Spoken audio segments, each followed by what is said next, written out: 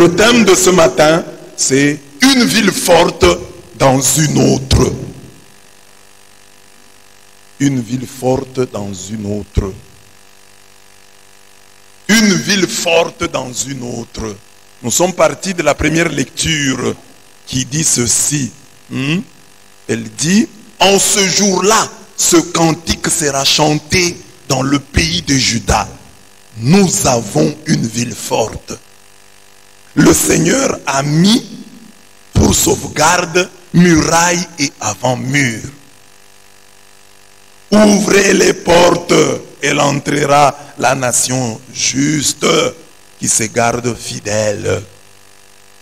C'est la première lecture. Une ville forte. Nous avons une ville forte. Qu'est-ce qu'une ville forte? Une ville forte, c'est en fait une ville fortifiée. Une ville clôturée. Dans l'ancien temps, les villes étaient clôturées. Il y en a encore aujourd'hui, il y a encore des villes aujourd'hui clôturées, fortifiées. C'est ça qu'on appelle ville forte. Une ville qui est clôturée. Alors, une ville fortifiée, c'était le symbole de la sécurité. On ne pouvait pas l'attaquer. On ne pouvait pas la prendre facilement. Car elle était entourée d'une grande muraille. D'un grand rempart. C'était donc une ville à part. Parce que protégée par ce rempart. Mais tout au long de la Bible, on montre que les remparts humains étaient faibles. Parce que par exemple, la ville de Jéricho, qui était une ville fortifiée, a été prise à la faveur des coups de trompette. On a seulement trompetté, les murs de Jéricho se sont écroulés et Israël est entré. Une manière de dire que les murs humains sont faibles, ne protègent pas. Et c'est ainsi que les gens ont compris que le véritable mur protecteur, la véritable forteresse, le véritable rempart, c'est le Seigneur lui-même. Alors quand ils disent, nous avons une ville forte, c'est pour dire, c'est le Seigneur qui nous protège. Notre véritable protection vient du Seigneur. C'est lui qui est notre protecteur. Lui est notre protecteur. Alors voilà pourquoi la lecture continue en disant, immuable en ton dessein, tu préserves la paix. Ce n'est pas le mur, c'est toi qui préserves la paix. La paix de qui s'appuie sur toi. Dieu préserve la paix de celui qui s'appuie sur lui. Prenez appui. On parle du mur, mais on dit, prenez appui sur le Seigneur. À jamais, sur lui, le Seigneur, le roc éternel. Et l'évangile va dire, il faut bâtir notre vie sur le roc et non sur le sable. Et le roc, c'est Dieu. C'est lui le rempart et le roc sur qui nous devons bâtir nos vies. Amen. Il a rabaissé ceux qui siégeaient dans les hauteurs. Il a humilié la cité inaccessible. Vous comprenez? C'est ça. Il a humilié la cité inaccessible. Donc, c'est lui, le roc, il humilie les cités inaccessibles. Et lui a fait mordre la poussière. La cité inaccessible là. Parce que c'est lui la ville, la véritable cité inaccessible. Elle sera foulée aux pieds. La cité qui se dit inaccessible là. Sous le pied des pauvres, sous les pas des faibles. Ce sont les faibles qui vont la fouler. Cette cité qui prétend être inaccessible. Donc c'est un appel à nous appuyer sur le Seigneur. À faire du Seigneur notre rempart. À faire du Seigneur le mur qui nous protège. Nous avons une ville forte. Qui est cette ville forte? C'est le Seigneur.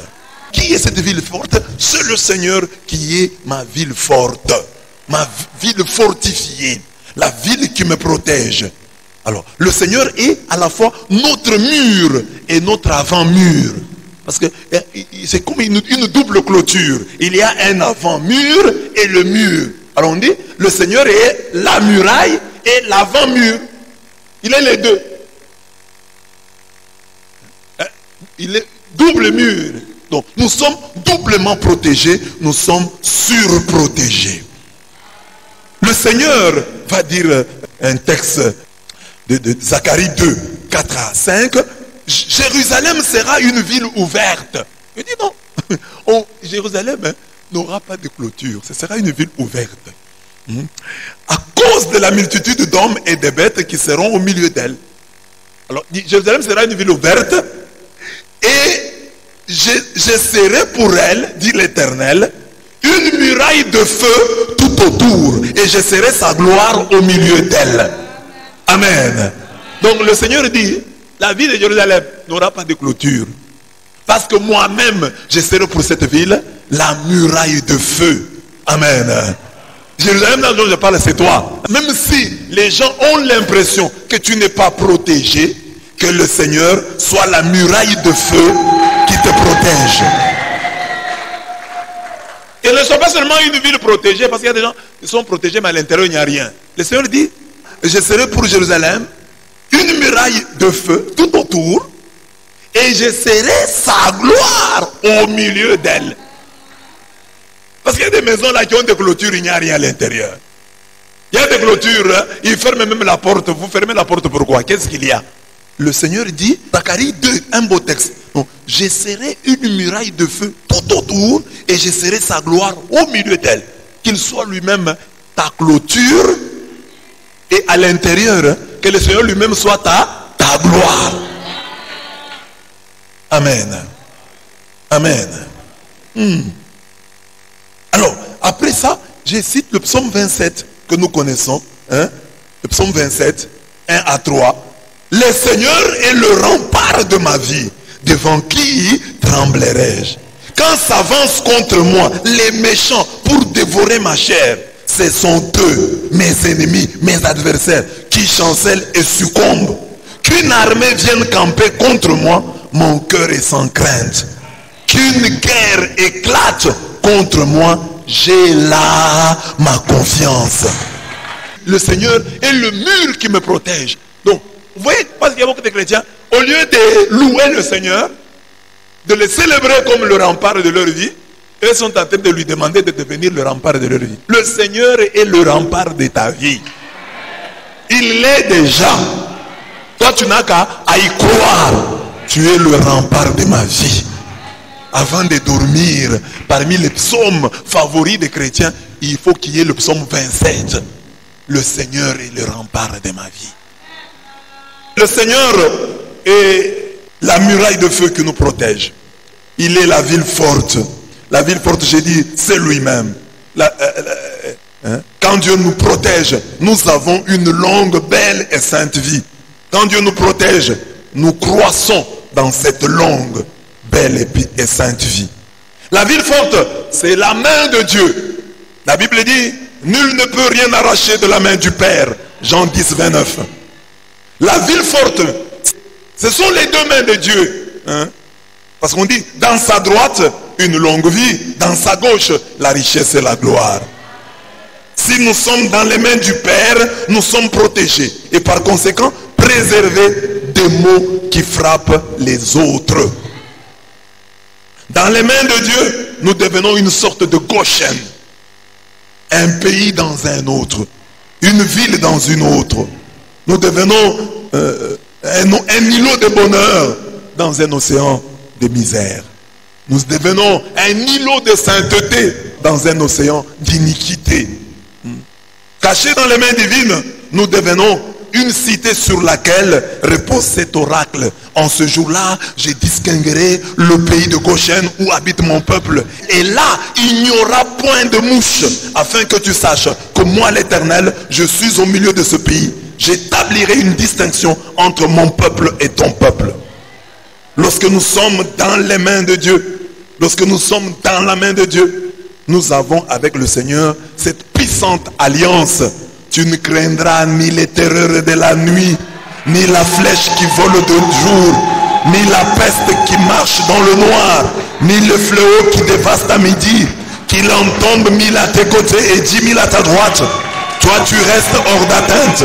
Le malheur ne peut fondre sur toi, ni la plaie approcher de ta tente. Psaume 91, 5, 7, 10.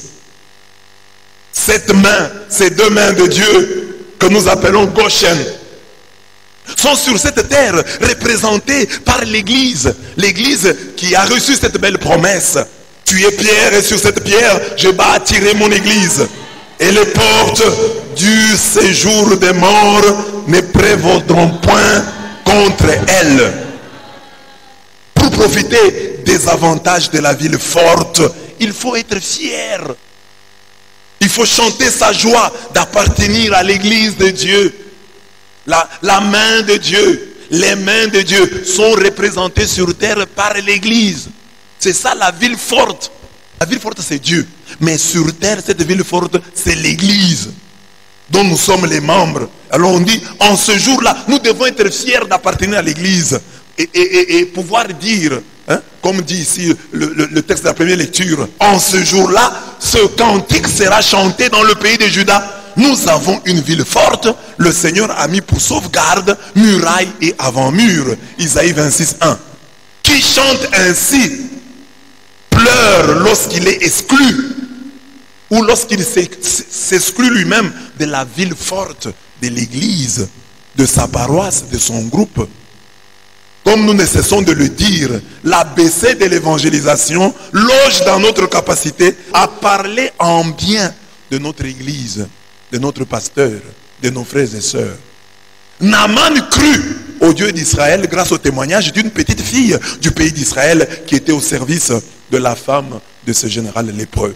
Elle dit à cette dernière, oh, si mon Seigneur était auprès du prophète qui est à Samarie, le prophète le guérirait de sa lèpre. 2 Rois 5:3. Donc, la ville forte par excellence, c'est Dieu. Lui, il est à la fois notre mur et notre avant-mur. Il est la muraille de feu qui nous protège.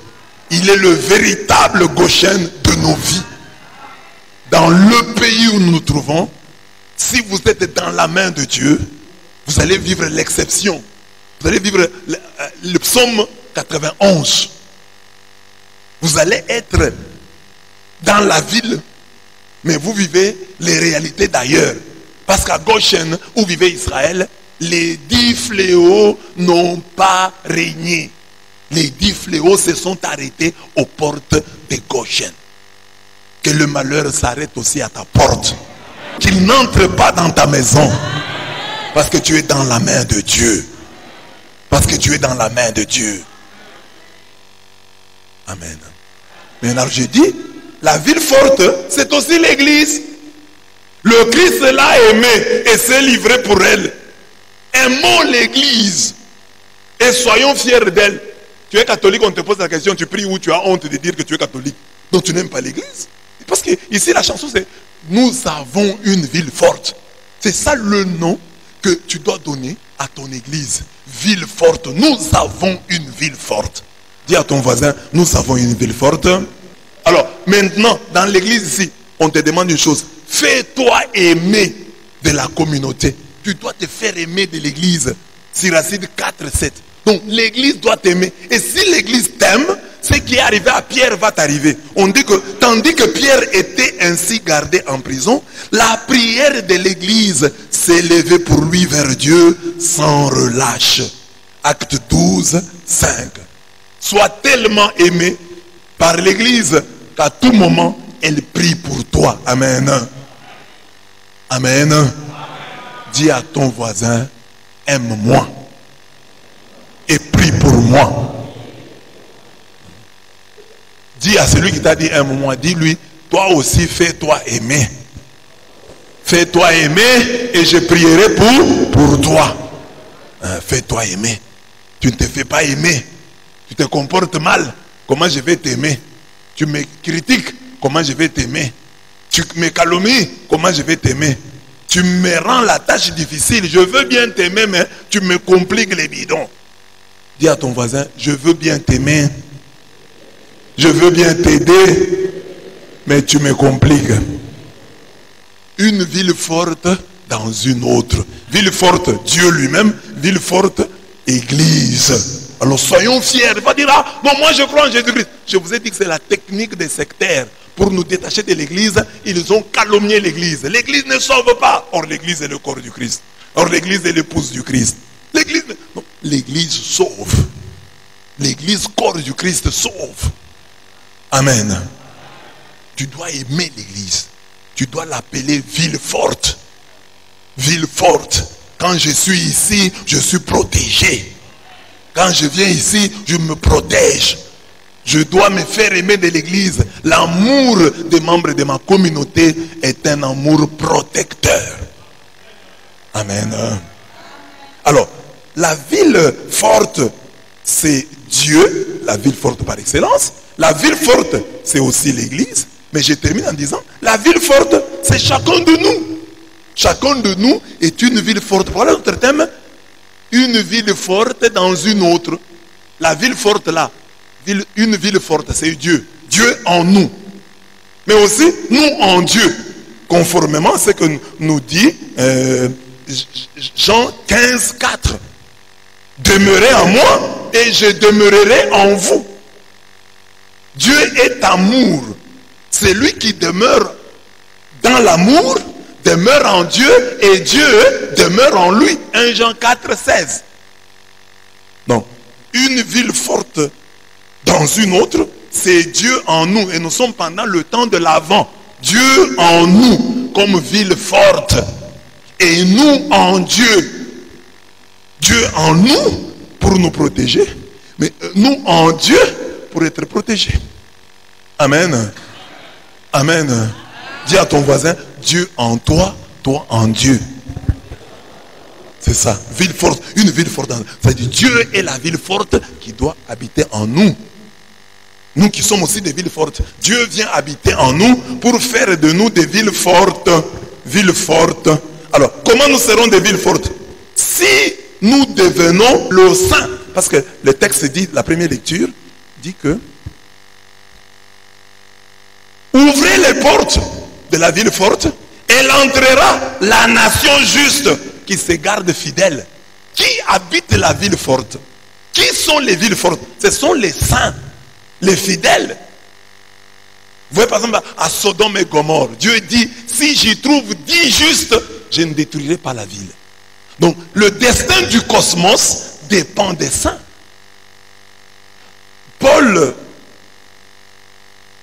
en Actes des Apôtres 27, Actes des Apôtres 27,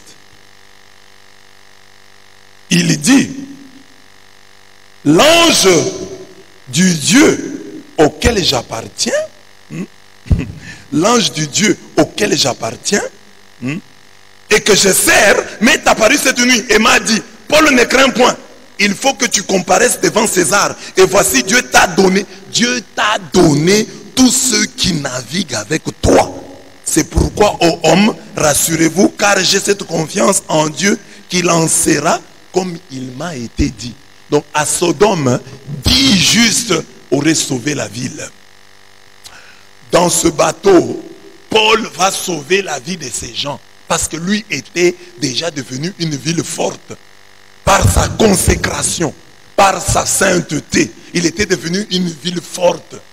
Un repère, une cachette pour ceux qui étaient avec lui. Dit, l'ange du Dieu à qui j'appartiens m'a dit que nous allons connaître des problèmes. Mais, vous tous là, Dieu vous a mis sous mon ombre. Rien de mauvais ne vous arrivera. Amen. Donc, l'homme aussi devient une ville forte. Il devient aussi un rempart protecteur des autres. Paul dit, ça c'est Acte 27, 23, 25. Mais Paul dit dans 2 Corinthiens 6, 10, que les chrétiens sont considérés comme pauvres alors qu'ils enrichissent plusieurs. Ils sont considérés comme n'ayant rien alors qu'ils possèdent toutes choses.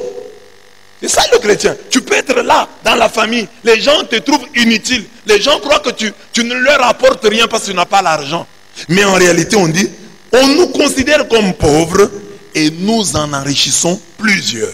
C'est par nos prières. C'est ta prière qui fait que ton mari soit là, que ta femme soit encore vivante, que tes enfants soient là.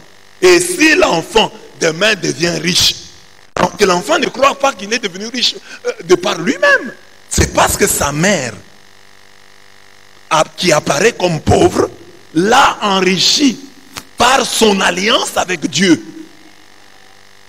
C'est l'alliance de ta mère avec Dieu qui t'a enrichi. C'est l'alliance de tel et tel qui a fait que tu survives. Même ici à l'église, nous pouvons terminer cette messe grâce à l'un d'entre nous, à l'une d'entre nous, qui a une forte alliance avec Dieu. Cette toiture peut vouloir tomber sur nous. Mais Dieu peut regarder que dans l'église là, il y a tel.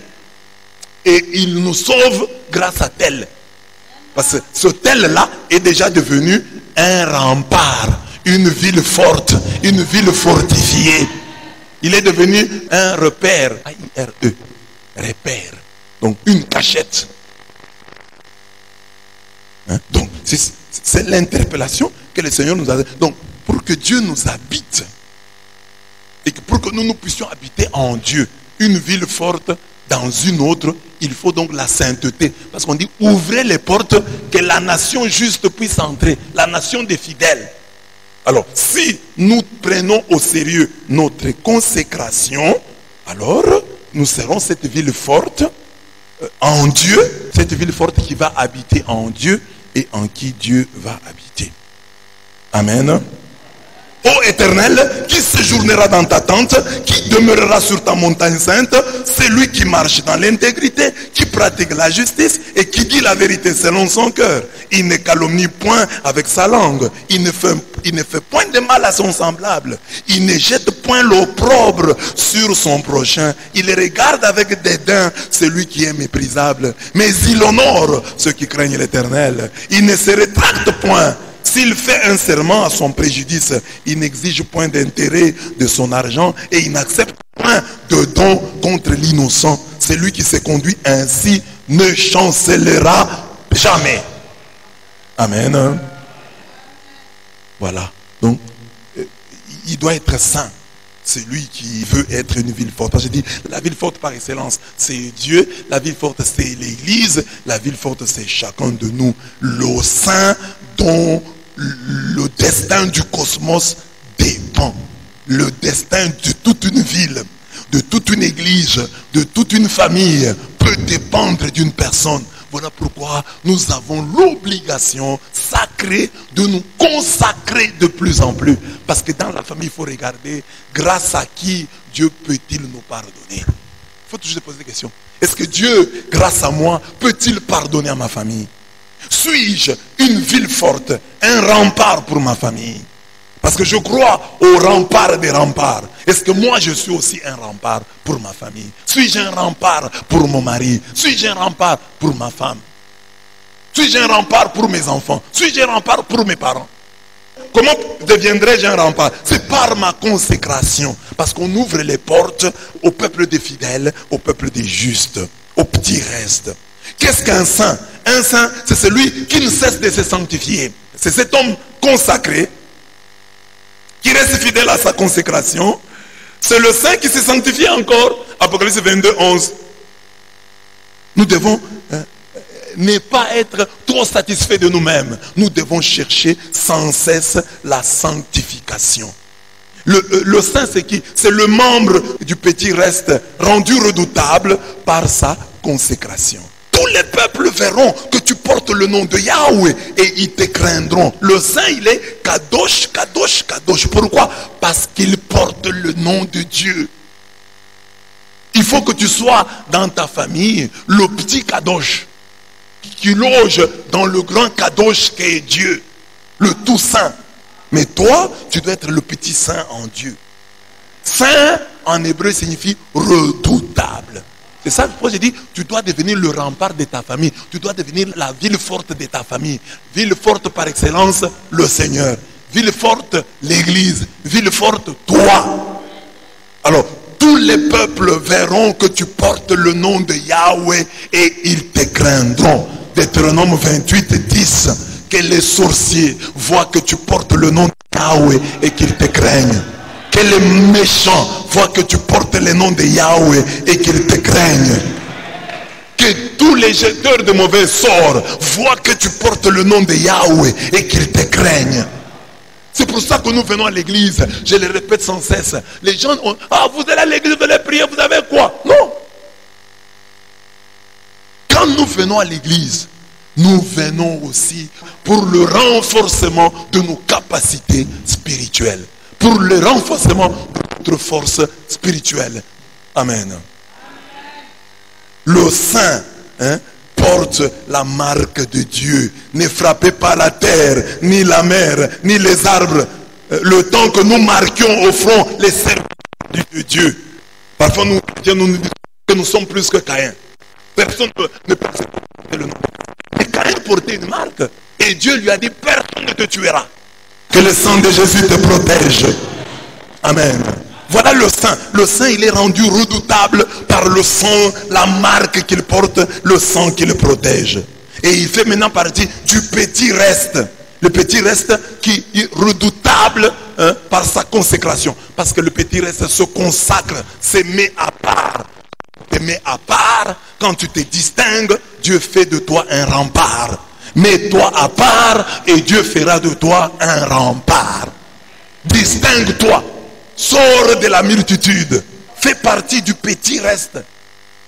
Des hommes et des femmes qui prennent Dieu au sérieux, qui prennent la prière au sérieux, et Dieu fera de toi un rempart pour tes semblables. Le reste laissé à Sion, ce qui survit à Jérusalem, sera appelé saint. Tout ce qui est inscrit pour la vie à Jérusalem. Isaïe 4:3. Ainsi parle l'Éternel, comme le berger sauve de la gueule du lion 2 pattes ou un bout d'oreille, ainsi seront sauvés les enfants d'Israël. Donc, même si vous êtes seulement 2 pattes, Dieu va vous sauver. Même si vous êtes seulement un bout d'oreille, si tout le reste a été avalé par le lion, Dieu va vous sauver, vous, bout d'oreille. Dieu va vous sauver, vous, pattes. Ainsi seront sauvés les enfants d'Israël. Amos 3:12. Le reste d'Israël, c'est donc ce petit groupe qui, grâce à l'amour de Dieu, échappe à l'épée des envahisseurs, qui échappe aux anti-valeurs. Le petit reste, c'est le groupe des 7000 qui n'ont pas plié le genou devant Baal. On en parle dans Romains 11:2-5. Ce petit reste nous rappelle un autre texte de la Bible. Passe au milieu de la ville de Jérusalem et marque d'une croix sur le front les hommes qui gémissent et se plaignent à cause de toutes les pratiques abominables qui se commettent dans cette ville. Vous voyez là, ce texte nous montre que le saint, ce n'est pas l'homme parfait. C'est simplement celui qui se plaint à cause de toutes les pratiques abominables qui se commettent dans cette ville. C'est lui qui gémit devant le mal. C'est lui qui se plaint quand il voit le mal. Il ne justifie pas son mal. Il ne justifie pas son mal. Il le combat. Il dit, je suis dans l'erreur. Et à son erreur, il n'ajoute pas l'horreur. L'horreur de la justification. Je commence à justifier mon péché. Non, le saint, il est faible, mais ne justifie pas son péché. Il gémit et il se plaint à cause des abominations. C'est ça, Ézéchiel 9:4-6. Alors, tu verras que tu es saint si tu gémis et que tu te plains de tes propres abominations et des abominations des autres. Si ton péché peut te faire pleurer, si ton péché peut te pousser à regretter, si ton péché te donne le remords. Mais quand tu commences à justifier ton péché, tu es sorti du petit reste. Quand tu commences à justifier ton péché, non. Le saint, c'est un fou conscient de sa folie. C'est un pécheur qui, lorsqu'il tombe 7 fois, se relève 8 fois. Le plus grand malheur pour un chrétien consiste à canoniser ses péchés, à les justifier, à leur donner des petits beaux noms, à leur chercher des compensations. Bon, je pêche mais je prêche. Je pêche mais je fais quand même des miracles. Jésus dit dans l'évangile, non. Prêcheur, fuis les péchés. Thaumaturge, fuis les péchés. Prieur, fuis les péchés. Et nous avons prié, nous avons chassé les démons, nous avons fait des miracles. Je ne vous ai jamais connu. Vous qui êtes les amis de l'iniquité, vous m'appelez Seigneur, Seigneur, mais vous ne faites pas la volonté du Père. Alors, le saint c'est qui? C'est lui qui, donc, le saint c'est celui qui regrette son péché. Isaïe 5:20. Le bien et le bien, qui change les ténèbres en lumière et la lumière en ténèbres, qui change l'amertume en douceur et la douceur en amertume. La sainteté restera pour ceux que Dieu a marqués de son sceau un idéal qui ne sera jamais atteint en ce monde, mais un idéal auquel ils ne renonceront jamais. Il y a des gens qui ont cessé de se battre pour devenir saints. Il ne faut jamais cesser de se battre pour devenir saint. Même si je ne vais pas atteindre cet idéal, même si je suis un pécheur, mais mon combat pour marcher dans la sanctification demeure. Je me battrai toujours pour demeurer dans la sanctification. Le saint, c'est qui? C'est lui qui, fuyant le péché, dit et fait Seigneur. Et ce, dans la durée. À la lumière de l'évangile de ce jour, hein, on peut dire que les justes, les saints disent Seigneur et font Seigneur. Ils invoquent Dieu comme le Seigneur dans leur prière et ils lui obéissent aussi dans leur vie. Il n'est pas seulement le Seigneur de mes prières, il est aussi le Seigneur de ma vie. C'est ça que je dis, ne vous contentez pas de dire Seigneur, Seigneur. Dieu doit être le Seigneur dans vos prières, mais aussi le Seigneur de votre vie. Les chrétiens théoriques là, hein, les impies, hein, qu'est-ce qu'ils font? Ils prophétisent, mais ne fuient pas les péchés. Mais les saints prophétisent et fuient les péchés. Ils chassent les démons et fuient les péchés. Ils font des miracles et fuient les péchés. Ils ont ainsi bâti leur vie sur Dieu, le rocher des âges. Car lorsqu'ils écoutent la parole, ils la mettent en pratique. La pluie des tentations, la pluie des épreuves, la pluie des souffrances peut tomber sur leur vie, mais ils ne croulent pas. Ils restent inébranlables. Le saint, c'est celui qui n'a pas l'incurie et la versatilité des impies. Le pécheur, l'infidèle, sa vie est bâtie sur le sable mouvant. Une pluie de tentations, un torrent d'épreuves, un vent de souffrance met fin à sa sainteté et à sa fidélité. Donc lui, son amour, c'est comme la nuée du matin. Son amour envers Dieu, c'est comme la nuée du matin, comme la rosée qui tord ses disciples. Osée 6,4. Sa foi, c'est juste un vœu pieux, une déclaration de bonnes intentions, une déclaration de velléité, c'est-à-dire de volontés faibles, de volontés évanescentes, de volontés éphémères. Jésus dit, bâtissez votre vie sur le roc, ayez une bonne base et vous tiendrez. Et la bonne base, c'est le Seigneur lui-même. C'est-à-dire, rencontrez-le. Rencontrez-le.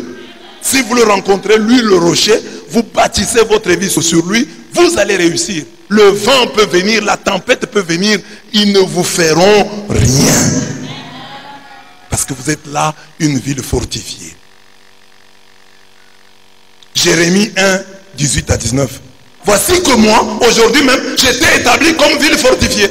Voilà, donc l'homme peut devenir une ville fortifiée. J'étais établi comme une ville fortifiée, comme colonne de fer et rempart de bronze, devant tout le pays. Les rois de Juda, ses princes, ses prêtres et le peuple du pays, ils lutteront contre toi, mais ne pourront rien contre toi, car je suis avec toi, oracle de Yahweh, pour te délivrer. C'est ma prière, c'est la prière de tout un chacun. Bien aimé, nous finirons par mourir nous tous. Mais il ne faut pas que le jour où tu meurs, quelqu'un se vante d'avoir provoqué cette mort. Que tu meurs de la mort de Dieu.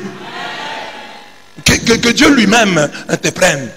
Mais pas que tu meurs et quelqu'un est en train de se vanter. C'est moi qui suis l'auteur de sa mort. Non. Dieu dit ici qu'il fait de toi une ville fortifiée. Tu dois prendre ça au sérieux. Tu dois dire un amen fort. Je veux être justement cette ville fortifiée. Je veux être cette colonne de fer. Je veux être ce rempart de bronze. Qu'il lutte contre moi, mais qu'il ne puisse pas l'emporter sur moi. Car toi tu es avec moi, ville fortifiée. Et moi je suis une ville fortifiée dans une autre. Mur et avant-mur. L'homme devenu ville forte, c'est ce que vaut sa chute. Ta chute vaut quelque chose dans le monde des ténèbres. Si tu tombes dans le monde des ténèbres, il y aura la fête. Alors, il ne faut donc pas tomber. Ne tombe pas, n'accepte pas de tomber. Voilà pourquoi une de ses prières préférées est la suivante. Que mon ennemi ne dise pas, je l'ai vaincu. Et que mes adversaires ne se réjouissent pas si je chancelle. Psaume 13, 5. Que mon ennemi ne dise pas, je l'ai vaincu. Et que mes adversaires ne se réjouissent pas si je chancelle. Que mon ennemi ne dise pas, Seigneur, toi, tu fais de moi aujourd'hui une ville forte. N'accepte pas que mon ennemi dise qu'il m'a vaincu. Que mes adversaires ne se réjouissent. Quand je vais chanceler, ah, c'est nous qui sommes à la base. Nous qui sommes la cause de sa chute. C'est nous qui l'avons tué. Non. Caïn n'a pas eu cette disgrâce. Lui, le criminel. Le premier criminel de l'histoire du salut. Le premier qui a versé le sang. Seigneur, il n'a pas eu ce malheur. Garde-nous. Garde-nous. Que personne ne nous tue. Que personne ne nous fasse du mal. Que personne n'ait raison de nous.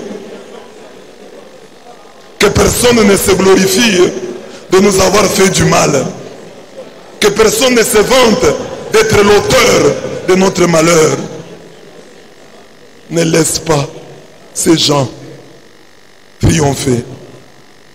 Amen. Nous nous mettons debout. Nous faisons nos prières. Prions. Dieu saint, Dieu qui vient, habite les tiens.